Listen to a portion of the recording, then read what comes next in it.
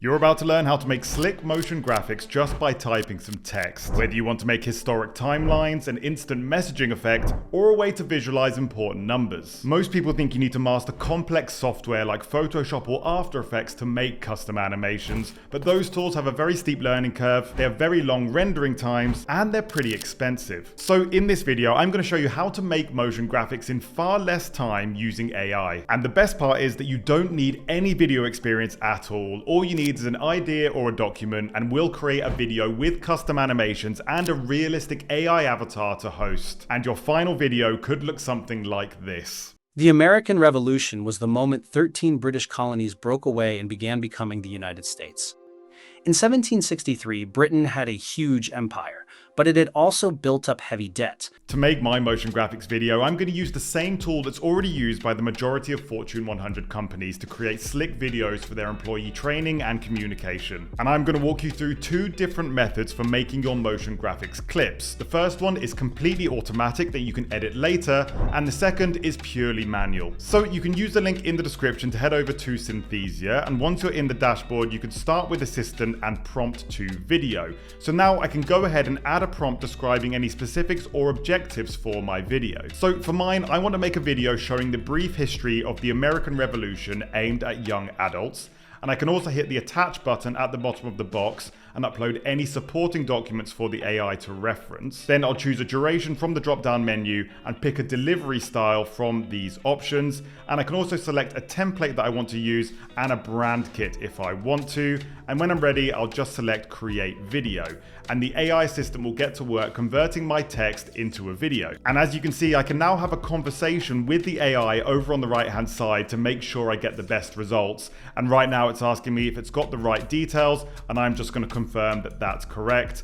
And off it goes. And the assistant is now creating an overview of what the video is going to look like. So I have a list of scenes over on the left, and the avatar script is right next to each of them.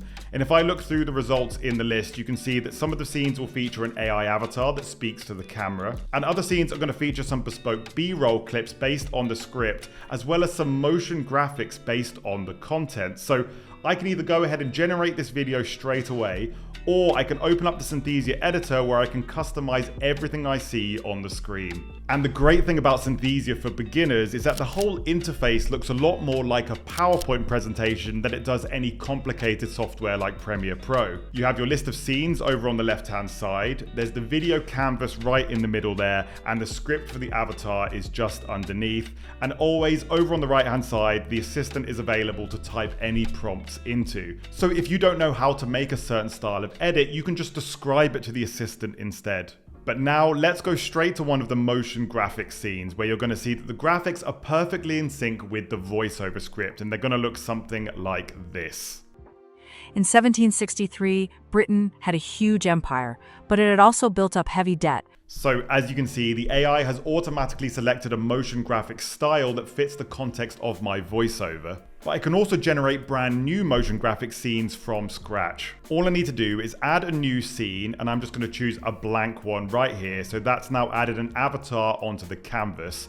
And first, I just need to add a script into this box at the bottom, and my script is basically describing a conversation between two of the founding fathers. Then I'll select the motion tab at the top of the editor, and at the moment this project is set to auto, which automatically selects an asset based on my script. But if you open up this menu, you're going to see all of the different motion assets that you can use for your video, and if you hover your mouse over the top of them, you'll see a little preview of what each one might look like. So I'm just going to look through this list right now, and for my scene, I want to use this messaging effect. So I'll select that right here, and I can now choose the framing. So it can be a full motion graphics scene that takes up the whole frame, or I can just have it fill half the screen, and maybe I'll have my AI avatar sitting to the side of it. I'm going to choose to fill the full screen of mine, and once again, I can also apply my brand kit to the graphic as well. And once I'm ready, I can just hit generate. And when it's done, it's going to look something like this in the editor. George Washington and Alexander Hamilton in 1792 had an intense but respectful relationship. As they debated the establishment of the national bank, Hamilton urgently advocates for a centralized economic system using a flexible interpretation of the Constitution.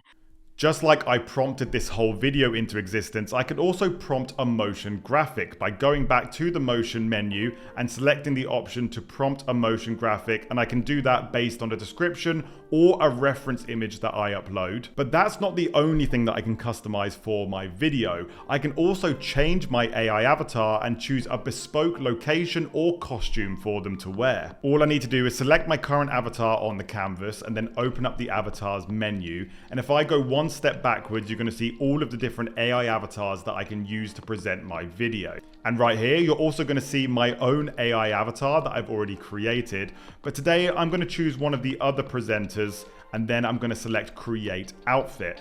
And now I just need to describe whatever I want to see my avatar wear.